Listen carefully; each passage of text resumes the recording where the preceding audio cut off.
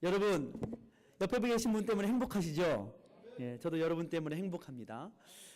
저는 오늘 여러분과 함께 완전한 법, 여러분, 세상에 완전한 법이 있을까요? 예. 세상에는 이 법, 완전한 법을 만들려고 자꾸 이 법을 실행해보고 적용해보다가 그 법에 약간 문제가 있고 또 뭔가 잘못된 부분이 있으면 어떻게 해요? 법에 법을 더하고 또 법에 법을 더하고 그래가지고 법전이 어때요? 점점 두꺼워지지 않습니까? 예? 이 법을 공부하려면 이 법 하면서 살려면 이 법전, 큰 법전을 뭐 달달달달 외워야 됩니다. 그러면서 제가 생각한 것은 세상에는 완전한 법이 있을 수 없구나 하는 생각을 해봅니다. 오히려 하나님께서는 우리에게 완전한 법이신 창조의 법, 그리고 그 창조를 운행하시는 그 하나님의 법, 그리고 예수 그리스도의 법을 우리에게 주셨습니다. 그래서 오늘 저는 완전한 법이신 예수 그리스도의 법, 사랑의 법, 생명의 성령의 법이 무엇일까 한번 생각해 보면서 은혜를 나누고자 합니다. 최근에 여러분 친절하게도 저에게 여러 지인들로부터 조지아의 교통법과 함께 어떻게 범칙금이 부과되는지 지인들이 많은 분들이 이렇게 요즘에 카톡으로 막 보내주지 않습니까? 여러분들 중에서도 받아보신 분 계십니까? 있으세요? 예. 모르시는 분들도 있으실까봐 제가 친절하게도 가르쳐 드리겠습니다. 무면허 운전을 하면 214불, 바뀐 주소로 이제 주소를 바꾸지 않고 10일 이상 운전을 하면요 214불을 낸대요. 신고 안 하면. 사고를 났을 때 보험을 들고 있지 않으면 796불 플러스 4년 동안 면허 정지. 무섭네요.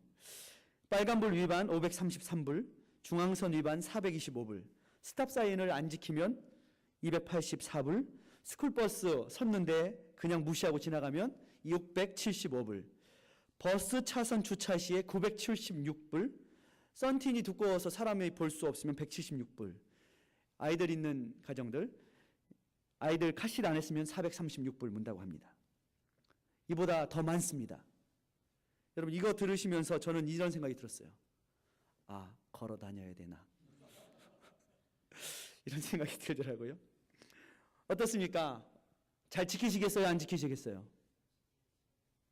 이런 더 벌금을 무겁게 하면 사람들은 더 잘 지켜요. 예? 왜 잘 지켜요? 벌금 안 물려고.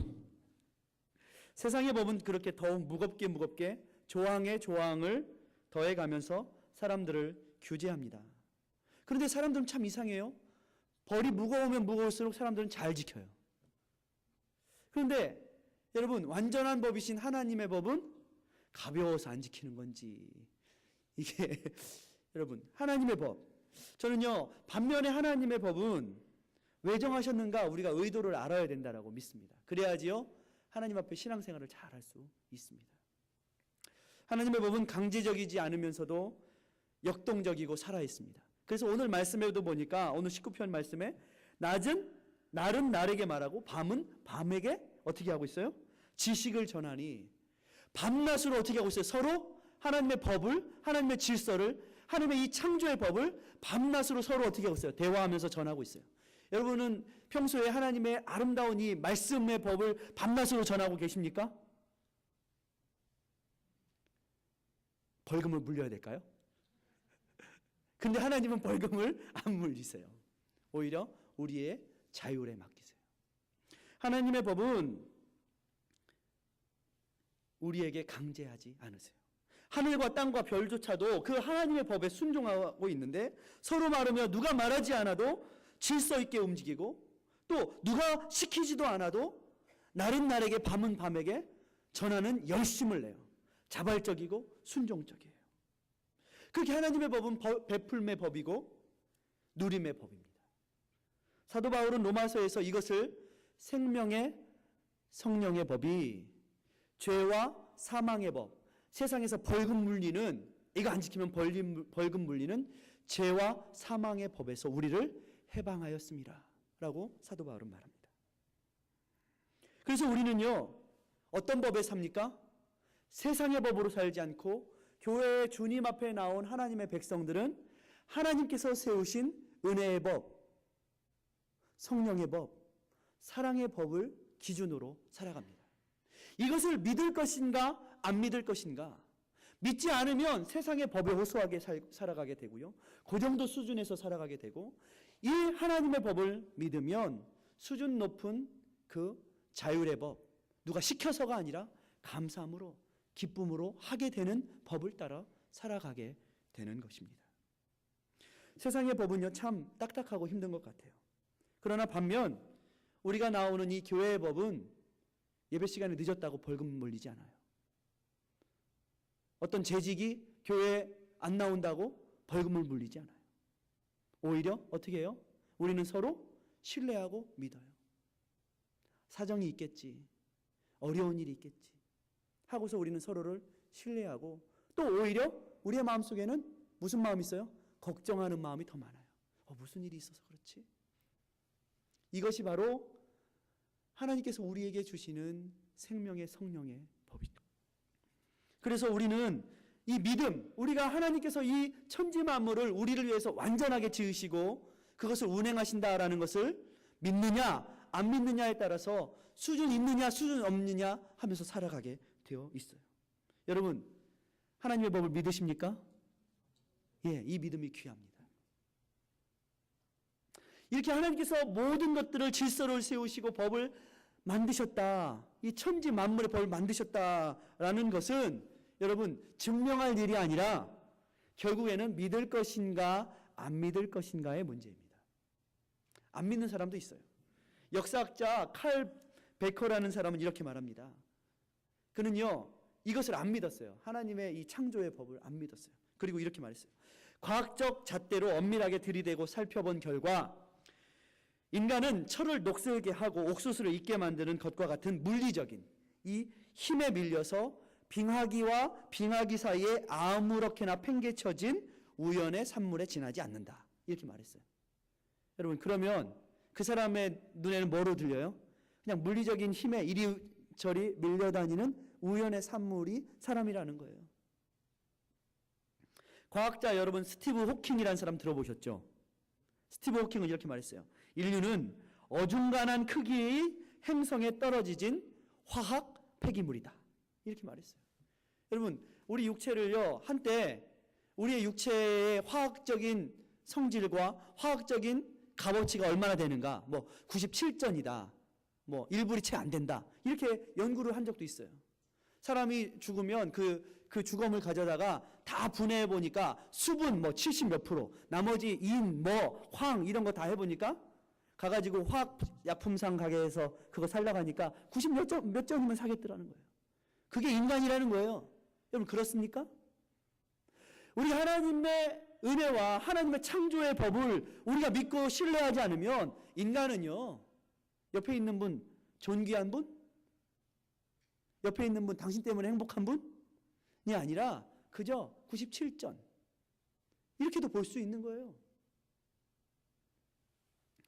그래서 하버드 대학의 심리학과 교수 스티브 핑커라는 사람은요 이런 책을 썼어요. 인간의 존엄을 논하는 아두남. 인간의 존엄을 논하면 바보 같다는 거예요. 여러분, 하나님의 선하신 뜻을 믿느냐 안 믿느냐에 따라서요 인간을 존엄한 존재로도 볼 수 있고요, 우연히 만들어진 우주 속의 하나의 폐기물처럼 볼 수도 있다는 거예요. 문예비평가였던 테리 이글턴이라는 사람은 과학과, 이 시대가 믿는 과학과 신학의 차이는 세상을, 만들어진 이 세상을 선물로 보느냐 아니냐의 여부에 달려있다라고 말합니다. 여러분은 믿지 않습니까? 하나님의 법을, 그 생명의 법을 믿지 않습니까? 그 안에 우리가 서로를 존중할 수 있게 되고 서로를 사랑할 가치, 이유, 목적을 발견하게 되는 것입니다. 하나님의 법은 우리를 존엄한 존재로 대하세요. 동물처럼 채찍이나 강제의 법을 정하고 벌금을 물려가면서 우리를 대하지 않으세요. 우리가 존귀하기 때문에 그렇게 대하시는 거예요.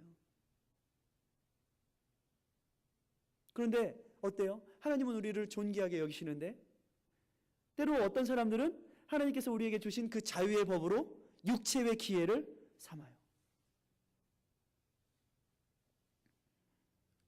그러면서 그런 유혹을 많은 사람들에게 법에 법을 대하고 규제하고 짐을 지우고 그렇게 한단 말이에요. 그 사람을 평가하는 거예요. 판단하는 거예요. 저 사람은 자격이 없어 라고 판단을 한다는 거예요. 나는 자격이 있고 저 사람은 자격이 없어. 이것이 세상의 기준이에요. 그리고 그것을 기준으로 가지려고 그래요. 어느 의과대학에서 교수가 학생들에게 질문을 던졌어요. 한 부부가 있는데 남편은 매독에 걸려 있고 아내는 심한 폐결핵에 걸려 있어. 이 가정에는 아이들이 넷이 있는데 하나는 며칠 전에 병으로 죽었고 남은 아이들 셋도 결핵으로 누워서 살 것 같지 않아 보입니다. 이 부인이 그런데 5째 임신 중입니다. 그런데 이 부인은 지금 심한 결핵에 걸려 있습니다. 여러분 어떻게 하면 좋겠습니까? 한 학생이 손을 번쩍 들었어요. 교수님, 이 아이 5째는요 낙태를 해야 됩니다. 이 비전 없는 가정에서 태어난들 뭐 하겠습니까? 그 아이가 또 병을 가지고 태어날지도 모르는데. 이 교수가 말합니다. 자네는 방금 전에 베토벤을 죽였네. 이 불행한 상황 속에서 5번째 아이로 태어난 사람이 바로 베토벤입니다. 아버지는 매독에 걸려 있었고요. 4남매 가운데 하나는 이미 죽었고 셋은 결핵에 걸려 살 희망이 없었어요. 폐결핵의 중증인 어머니는 임신을 했어요. 오늘날의 의료적인 판단으로는 낙태를 해야 한다고 결정을 내릴지도 모를 그 아이가 악성 베토벤이었어요. 하나님께서는 한 영혼 한 영혼을 소중하게 여기십니다. 우리 인간의 눈에 보이는 대로 함부로 판단하고 인간 지식을 너무 과신하는 경향으로 어떻게 해요?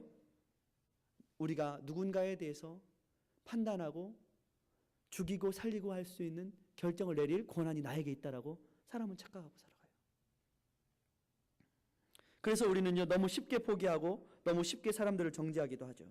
심지어는 인간의 이성의 법정에서 하나님의 섭리와 뜻까지도 내가 하나님 돼서 하나님이 우리를 판단하셔야 되는데 내가 하나님의 기준까지도 내가 판단하려고 해요. 이것이 인간이에요. 하나님께서 우리에게 허락하신 생명은 그렇게 옆에 있는 분 함부로 대할 분들이 아니라는 거예요. 귀한 분들이라는 거예요. 하나님께서 이끄시는 인생은 우리가 보는 것보다 훨씬 더 오묘해서 하나님은 우리를 지으시고 신묘막측하게 지었다라고 성경의 저자들은 하나님이 나를 신묘막측하게 지으셨다라고 고백하게 만드셨어요. 그러므로 하나님이 창조하신 것과 우리를 지으신 목적이 선하고 그 창조의 법이 우리를 사랑하시는 법이라는 믿음 위에 우리는요 살아갈 이유를 발견하게 됩니다. 신앙생활을 하는 이유도 거기서 발견하게 됩니다. 여러분 다 어디에 모이셨어요? 그 믿음으로 모인 공동체가 교회 공동체입니다. 그래서 교회 공동체는 세상의 법, 교통법규로 사는 것이 아니라 교회의 법은 생명의 법, 창조의 법, 생명의 법으로 살아가는 사람들, 그것을 믿고 따르는 사람들이 이곳에서 모여서 함께 신앙생활을 합니다. 그래서 우리가 서로를 대할 때 어떤 사람은 나보다 못해 보여요. 어떤 사람은 저 사람은 중증 장애인인 것 같아요. 저 사람은 나보다 못 보고 저 사람은 나보다 못 듣고 하는 것 같아 보여요. 그 반면에 나는 온전해 보여요. 가치 있어 보여요. 게다가 내가 하는 일들은 더더군다나 잘해 보여요. 그러나 그렇다고 해서 우리가 우리의 형제와 자매들을 그렇게 대할 수 있다라고 주님은 말하지 않으세요. 다 하나님의 은혜가 아니면, 예수 그리스도의 성령의 은혜가 아니면 우리는 다 어때요? 이 교회 안으로 들어올 수 있어요, 없어요? 없어요. 왜? 죄 때문에. 하나님께서 하나님의 잣대와 기준으로 우리에게 딱지를 떼시기 시작하신다면 우리는 이미 이 자리에 오기 전에 다 죽어야 됐어요. 이미 다 죽어야 됐어요. 자격 없는 사람들이라는 거예요.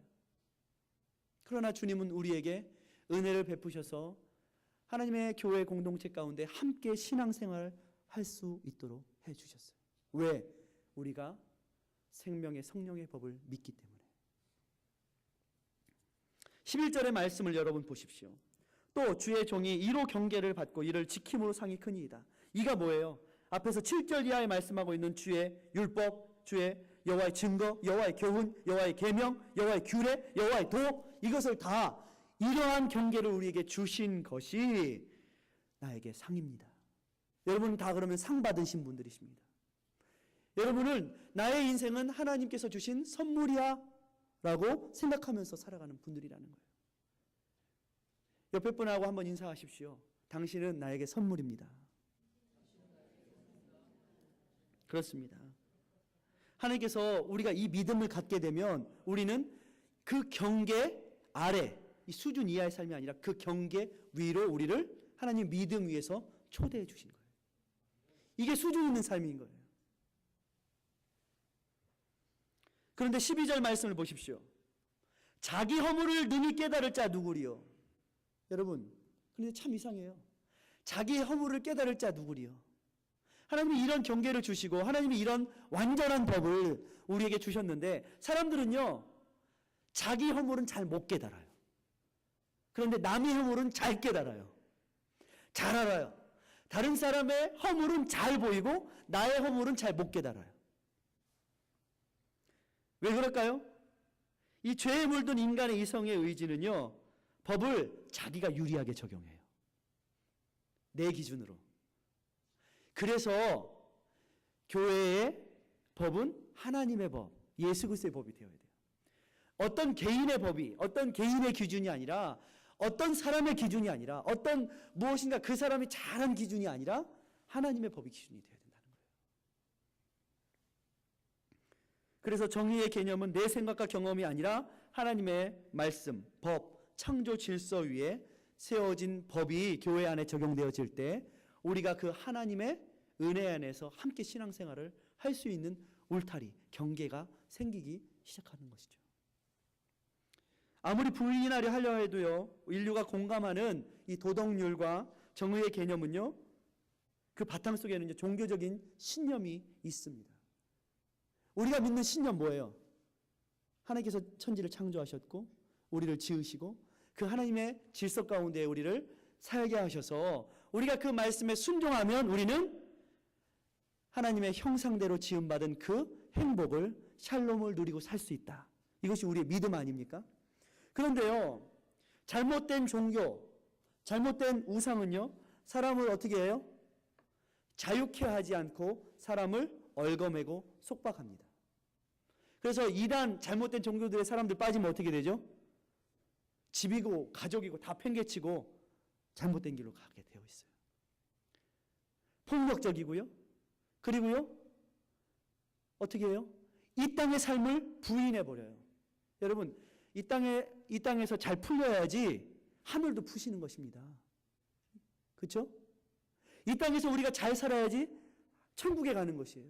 그런데 잘못된 종교는 이 땅의 삶을 부인해버려요. 그러니까 이 땅의 것들은 다 필요 없으니까 집 팔아서 가져와라. 이렇게 말하기 시작한다는 거예요. 사람들을 속이는 거예요. 아니에요. 진정한 하나님은요, 이 땅에 우리에게 좋은 것들로 주시고 그것을 누리고 나누라고 말씀하세요. 그것을 통해서 우리가 천국을 준비하라고 말씀하세요. 그런데 우리가 이 땅 가운데 오늘날의 우상은 저는요, 고대의 우상처럼 보이는 막 신전에 막 이렇게 신을 막 세워놓고 이런 우상이 아니에요. 오늘날의 사람들이 섬기고 있는 우상은 보이지 않는 우상이에요. 잘못된 믿음, 잘못된 철학, 이것이 이 시대의 우상인 거예요.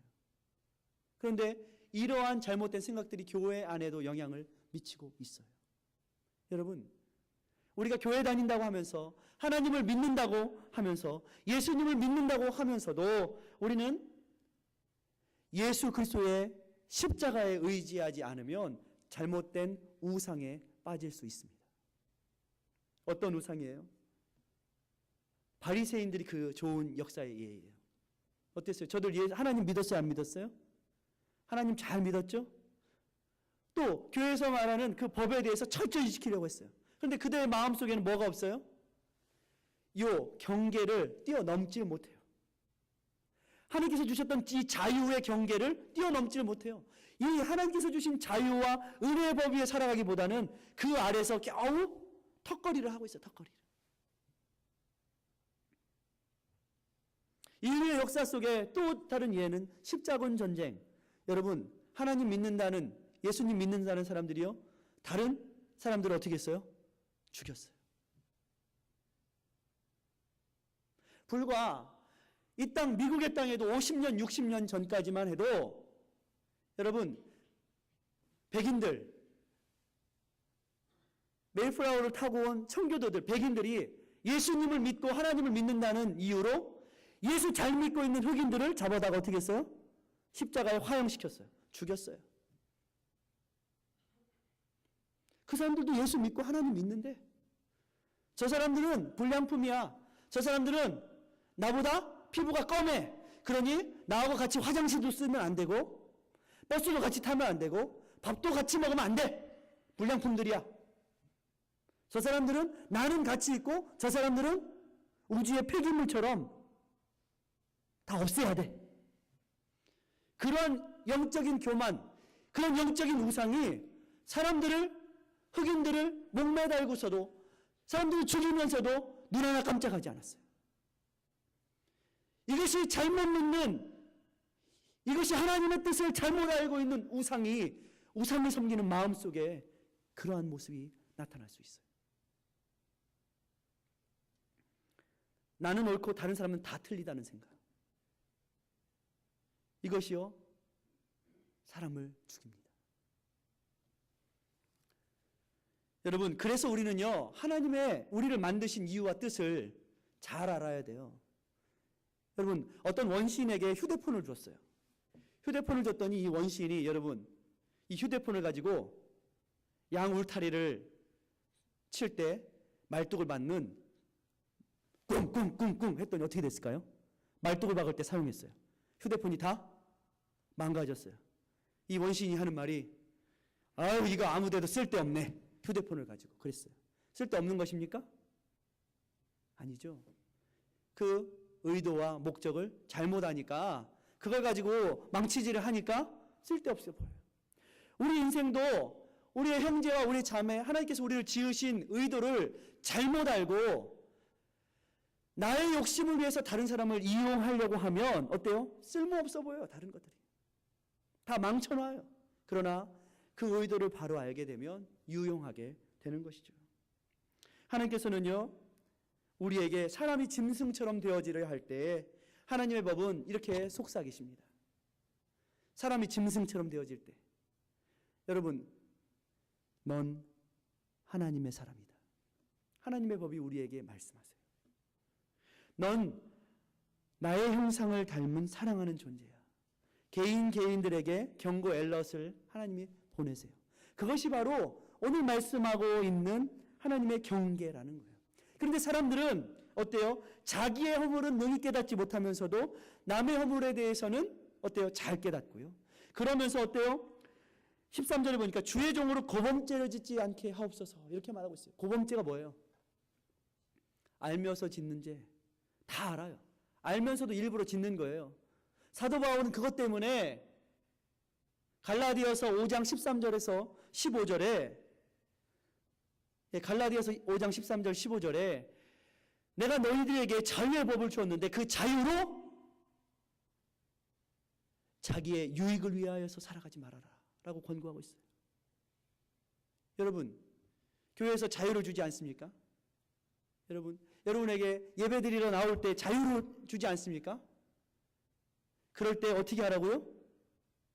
그 자유함으로 내 욕심을 채우는 것이 아니라 더 그 자유함 때문에 벌금을 물리지 않기 때문에 오히려 더 하나님 앞에 기쁘게 나올 수 있어야 된다는 거예요. 감사함으로 나올 수 있어야 된다는 거예요. 세상의 법이 강제할 때는 그거는 마지못해서 지키면서 어찌 하나님의 법은 더 가벼운 것입니까? 아니죠. 하나님의 법은 더 귀한 것이죠. 시키지 않아도 우리가 더 잘해야 되는 것이죠.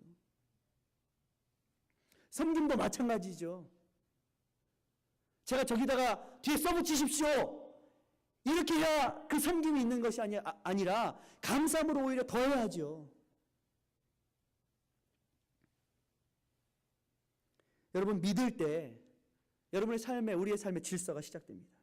내 의가 아니라, 내가 이룬 역사가 업적이 아니라, 예수님을 믿을 때에, 나를 믿는 것이 아니라 예수님을 믿을 때에 우리의 삶에 새로운 질서가 생기기 시작합니다. 나를 믿으면, 내가 한 것을 믿으면요, 내가 기준이 되어서 어때요? 늘 내 안에 다른 사람을 정죄하는 정죄가 따라다니게 되어 있어요. 나를 용서자가 아닌 고소자로 살게 만들어요. 여러분, 세상에 심판자는 누구세요? 하나님 한 분밖에 없습니다. 내가 검사는요, 죄인을 만들어야지 자기가 승진하고 출세합니다. 그런데 성경에 보면 사단이 검사의 노릇을 합니다. 고소하는 자. 우리는요, 하나님 앞에 늘 사랑하는 변호사의 삶을 살아야 합니다. 그렇다면 두 번째로 하나님의 이 법을 어떻게 적용해야 될 것인가? 여러분은요, 이 하나님의 완전한 법, 그리스도 예수의 법, 율법의 완성이신 사랑의 법을 어떻게 적용하고 계십니까? 하나님의 법은 오늘 말씀해 보니까 통하게 하세요. 통하게 하세요. 3절 말씀을 보십시오.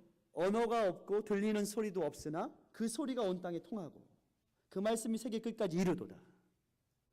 마치 해가 떠올라서 모든 것들을 비추고 보게 하는 것처럼 언어가 없는데도, 들리는 소리도 없는데도 통하고 라고 말하고 있어요. 여러분, 말을 하긴 하는데 소리가 크긴 큰데 통하지 않는 세상, 이것이 세상의 아픔 아닙니까? 큰 소리로 말하는데 서로 말이 안 통해요. 각자 딴 소리를 하는 거예요. 자기 얘기만 하는 거예요. 자기 얘기. 자기 주장만 하는 거예요. 자기 주장. 모든 사람들 다 모아놓고 흩어짐을 면해보자 하고 인간적인 힘을 쓰는데 어때요? 점점 흩어져요. 인간적인 힘으로 바벨탑을 쌓아보자, 하늘에 닿아보자 해도 닿을 수가 없어요. 말이 안 통하는 위기에 몰린 세상의 모습이 그렇습니다. 사랑하기보다는 이용하려고 하고, 인정하고 배려하기보다는 자기를 높이려는 인생의 바벨탑은 결국 언어의 단절, 소통의 단절뿐만이 아니라 사람들끼리도 단절되어서 서로 원수되게 만듭니다. 믿지 못하게 만들어요. 그래서 서로 안 믿어요. 무슨 말을 해도 안 믿어요. 이게 죄의 증거예요. 죄 때문이에요. 그래서 우리는 겨우 그 수준이 아닌 그 위의 수준, 자유함으로 성령의 법을 따라 살아가야 하는 것입니다. 여러분, 예일대학 교수의 노라 엘렌 그로스라는 사람이 1980년에 이런 책을 썼어요. 여기서는 누구나 수화로 말한다라는 책을 썼어요. 수화 아시죠? 수화. 수화가 뭐죠? 이게 손으로 말하는 수화. 여기서는 누구나 수화로 통한다라는 책을 썼어요. 1980년에. 마서즈 비냐드라는 섬은 17세기에 많은 사람들이 유럽에서 마서즈 빈이라는 섬으로 배를 타고 정착하러 왔어요. 그런데 섬의 특징은 무엇입니까? 외부와 단절되고 고립됐다라는 것이 섬의 특징이에요. 당시에 교통수단이 발달되지 않으니까 점점 더 이곳에 몇 가정이 와가지고 정착을 해서 살아가는데, 17세기에 이민을 왔는데 이제 100년, 200년이 지나니까 어때요? 그 동네 사람들끼리, 다시 말해서 친척들끼리 결혼을 할 수밖에 없어요. 외부에서 총각 처녀들이 안 와요. 그러니까 그 섬에 있는 사람들끼리 어떻게 해요?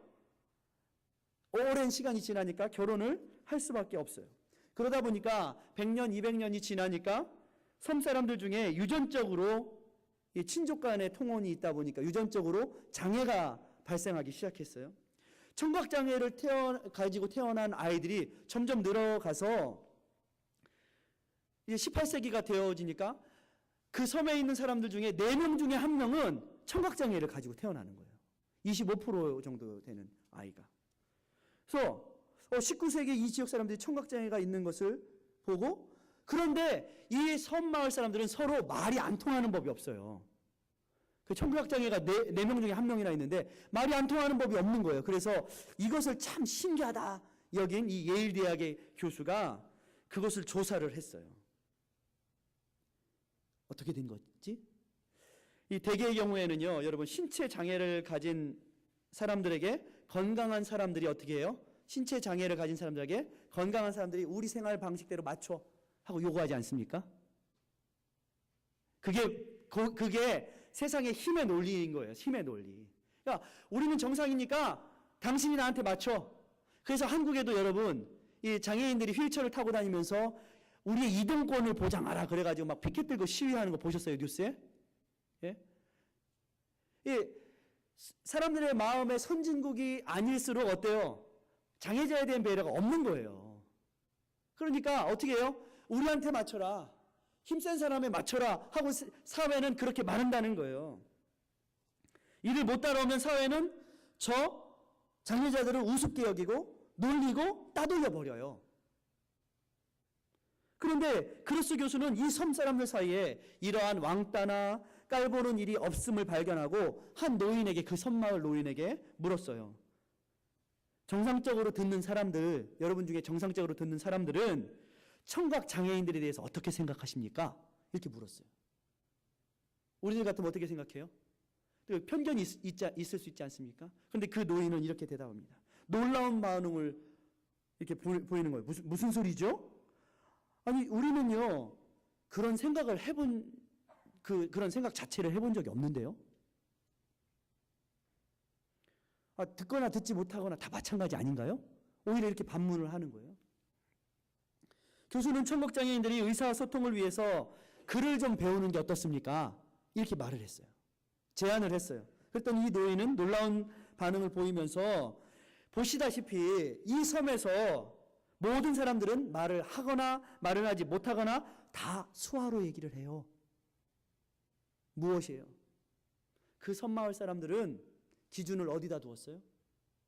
내가 잘났으니까 내 기준에 맞춰라가 아니라 연약하고 부족한 사람들의 기준을 맞췄어요. 모든 사람들이 수화로 말해요. 그러다 보니까 소통의 단절이 없어요. 서로 이해해요. 저 사람이 장애인이야, 저 사람이 나보다 못해 라는 생각 자체를 해본 적이 없어요. 그 공동체 안에는. 정상인 사람들이 청각장애인들에게 기준을 맞추자 그곳에는 불통이 사라졌어요. 때론 비바람이 치는 날에, 비바람이 치면 소리가 크게 들리니까 어때요? 비바람이 치는 날에 부둣가에서 우리가 수화로 통하면서 죽을 사람들을 살린 적이 있는 거요? 어때요? 우리는 내가 말하는 방식만 사람을 살리고 좋은 거라고 생각해요. 그러나 우리가 수준을 조금 낮추고 우리가 그 사람들 마음에 맞추면 오히려 그것이 사람을 살리는 길이 있을 수 있다는 것을 이 책은 말하고 있어요. 여러분, 우리는 어떻습니까? 우리는 내가 잘한 건 내 기준에 다른 사람들을 맞추라고 하고 있지 않습니까? 낮은 자리로 내려가는 것, 섬기는 일, 사랑하고 기쁨으로 그들과 함께 되는 일이 바로 법을 완성하는 길이에요. 예수님께서 그 높은 보좌에서 우리를 위해서 어떻게 하셨어요? 우리도 듣지도 못하고 말하지도 못하는 벙어리와 같은 존재들일 때 예수님께서 우리를 위해서 어떻게 하셨어요? 내려오셔서 우리의 언어로 말씀하셨어요. 이것이 사랑이라는 거예요. 그럴 때 우리는 통한다는 거예요. 여러분, 성경을 잘 보십시오. 바벨탑 사건과 오순절, 사도행전의 오순절 사건의 이 성경의 말씀을 잘 비교해서 읽어보십시오. 바벨탑 사건에 수많은 사람들이 모였어요. 무엇인가 열심으로 모였어요. 그런데 그 열심으로 모인 곳에는 자기의 이름을 내려고 하는 욕심과 욕망이 있었어요.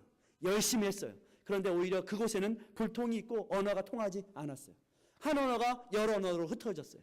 그런데 오순절 사건을 보십시오. 모든 사람들이 한 마음과 한 뜻으로 모였어요. 저들이 무엇인가 목적을 가지고 모였어요. 열심히 기도했어요. 그런데 그곳에는 성령이 임하시자 불통해 서로 말이 통하지 않던 각 나라의 사람들이 왔는데 성령이 임하시자 어떻게 했다고요? 모든 사람들이 한 목소리로 듣더라. 한 목소리로 듣게 되었어요.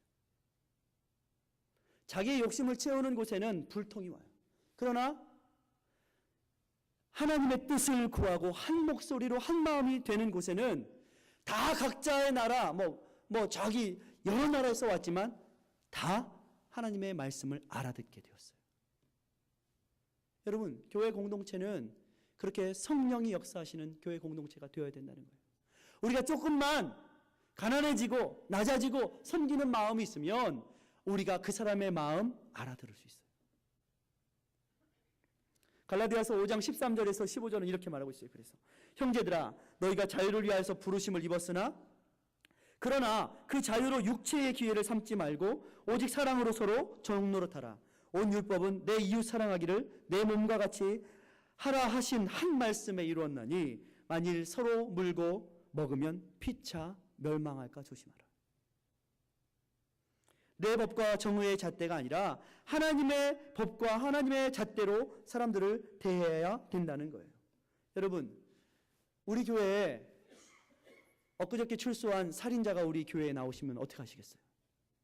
그 사람에게 하나님의 일을 맡기시겠습니까? 어때요, 여러분? 세상 속에서 맨날 거짓말하고 배신하고 다니던 사기꾼이 우리 교회에 왔다고 칩시다. 그 사람에게 하나님의 일을 맡기겠습니까? 맨날 안 믿어, 못 믿어 하던 사람이 왔어요. 그 사람에게 하나님의 일꾼을 맡기겠습니까? 참 이상하죠? 성경에는요, 그런 사람이 하나님의 일을 맡았어요. 바울이 살인자였잖아요. 베드로가 배신자였잖아요. 도마가 예수님 못 믿겠다고, 나 주의 손 그거 만져봐야지 믿겠다고 못 믿는 자였잖아요. 근데 주님은 그들에게 사도의 직분을 맡기셨어요. 언제 맡기셨어요? 생명의 성령의 법이신 예수 그리스도를 믿을 때 맡겼어요.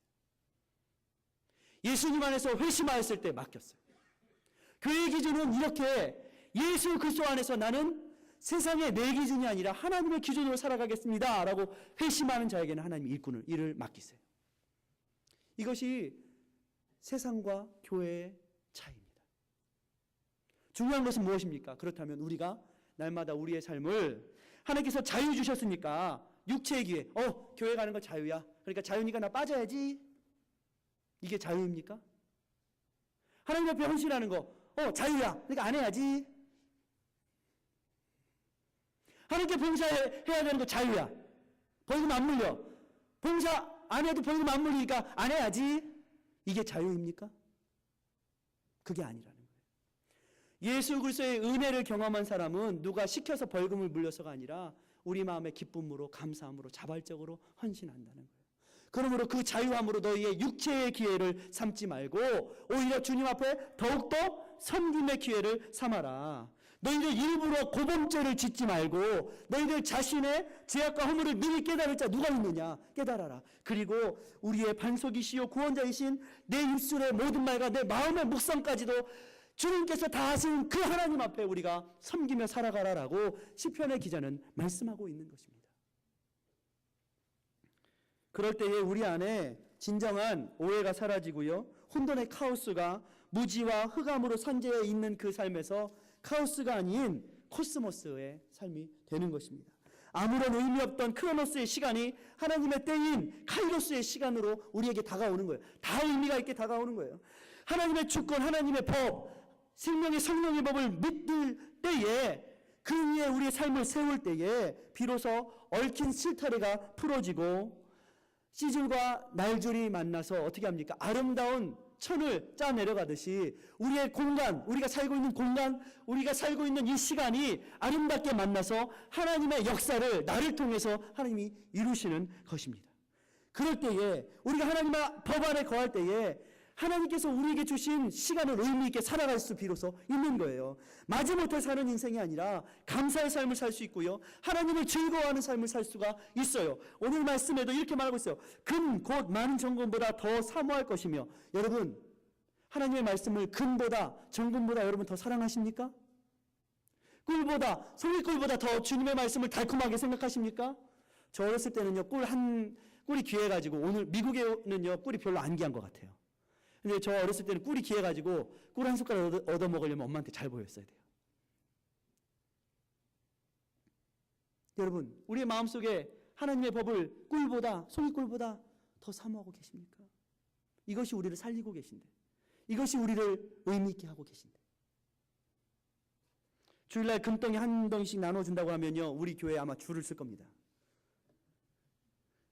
그런데요, 저는요, 하나님의 날에 하나님께서 금을 안 나눠주신다고 생각하지 않아요. 하나님이 금보다 더 귀한 하나님의 말씀을 나눠주고 계신데, 그것을 보지 못하고 그 가치를 알지 못하는 사람들이 교회로 못 나오고 있는 거예요. 하나님의 철에 못 나오는 거예요. 여러분, 우리가 그래서 우리는 이 세상에 우리를 묶고 있는 것에서 빨리 어떻게 해야 돼요? 나와야 돼요. 세상의 교만, 나의 의, 나의 정의, 나의 공로, 돈, 명예, 권력, 욕심, 이것에서 어떻게 해야 돼요? 나와야 돼요. 이것이 우상이에요. 플라톤은 이것을 동굴의 우상이다, 뭐 이렇게 철학자들 말하지 않습니까? 그런데 성경에 이 얘기가 나와요. 성경에 어떻게 했어요? 죽은 나사로가 어떻게 했어요? 동굴에 꽁꽁 묶여가지고 썩은 냄새 나면 묶여 있었어요. 예수님께서 나오라고 하셨어요. 예수님의 생명의 말씀이 그를 나오라 하셨어요. 그리고 풀어놓아 다니게 하라. 여러분, 이 세상의 교만과 돈과 명예와 내 욕심과 나의 잘남에 꽁꽁 묶여있지 마시고 어떻게 했어요? 풀려나야 돼요. 자유해야 돼요. 흑암과 상처에 쌓인 것들을 풀고 풀어놓아 다니게 하라 라는 예수님의 말씀이 우리 가운데, 우리의 심령 가운데 임해야 우리가 자유하고 살아서 숨 쉴 수 있는 것입니다. 여러분, 그러므로 오늘 하나님께서는요, 저희에게 완전한 법을 주십니다. 그 법대로 행하는 자가 복이 있습니다. 내 법대로가 아니라 하나님의 법대로. 여러분이 그 축복의 자리로 나아가시길 주의 이름으로 축원합니다. 기도합니다. 주님, 그렇습니다.